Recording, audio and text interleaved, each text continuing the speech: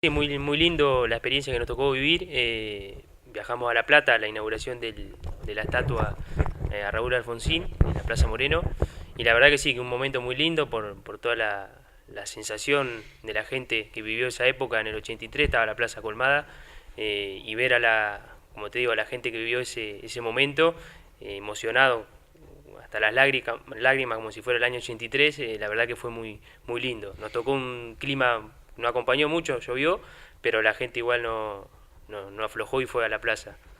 Seguramente en más de una alocución se habrá hablado acerca del paladín de la democracia y ustedes como jóvenes, más allá de lo que han captado a través de estar en la Unión Cívica Radical, pero bueno, había gente con seguramente personalidades del ambiente político radical con bastante más trayectoria. Sí, sí, ni hablar. Estaba el presidente de la Unión Cívica Radical Nacional, habían senadores, diputados, también, bueno, estaba la gobernadora, que no pertenece al partido, pero es de la coalición de la que la UCR es parte. Y la verdad que es muy bueno que se le haga este reconocimiento a Alfonsín, que creo que exceda a lo que es lo partidario, ¿no? Sino que representa a todos los argentinos y principalmente a la democracia, lo que es la tolerancia y el respetar la idea del otro. Y hay algo que nos dejó Alfonsín a los jóvenes, a la generación nuestra. A mí me tocó nacer en el año 92, no nací en plena época de Alfonsín, tampoco milité durante su momento, pero si hay algo que nos dejó es eso, que sigamos ideas y no sigamos hombres. Nosotros siempre decimos no somos alfonsinistas, no somos balvinistas, sino que seguimos las ideas de los dirigentes, en este caso como Alfonsín, que han marcado el rumbo del país. Digo, un dirigente de esa categoría tiene que haber sido algo muy importante para el país, para tantos años semejante reconocimiento, ¿no?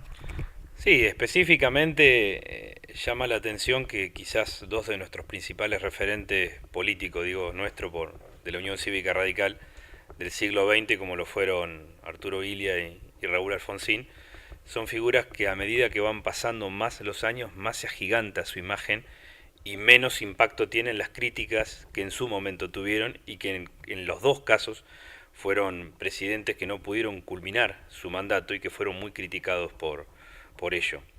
Eso creo que es producto de justo de la casualidad, lo que el otro día lo hablábamos, de que a la historia no se entra nunca por la fuerza, se entra por un proceso natural de evolución y eso es lo que demostró Raúl Alfonsín, que a medida que va pasando el tiempo uno va comprendiendo todas y cada una de las medidas y de las posturas que él adoptó cuando era presidente, que lo hacen incluso cada vez más grande. Incluso la misma y principal crítica que tuvo, que fue el de terminar antes su mandato, para evitar cualquier mal mayor, ¿no? Porque en ese momento hay que entenderlo. Y ahora aparecen muchos genios de la política y de la economía que analizan y estudian lo que fue el mandato de Alfonsín, pero lo analizan con los parámetros y con la forma de pensar y de ver las cosas de hoy en día.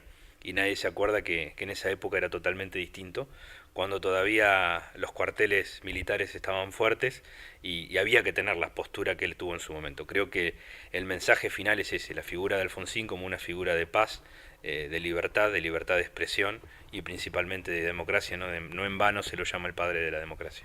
Bueno, un mojón importante durante la presidencia de Alfonsín fue el levantamiento de la tablada, ¿no? Que seguramente ha sido recordado.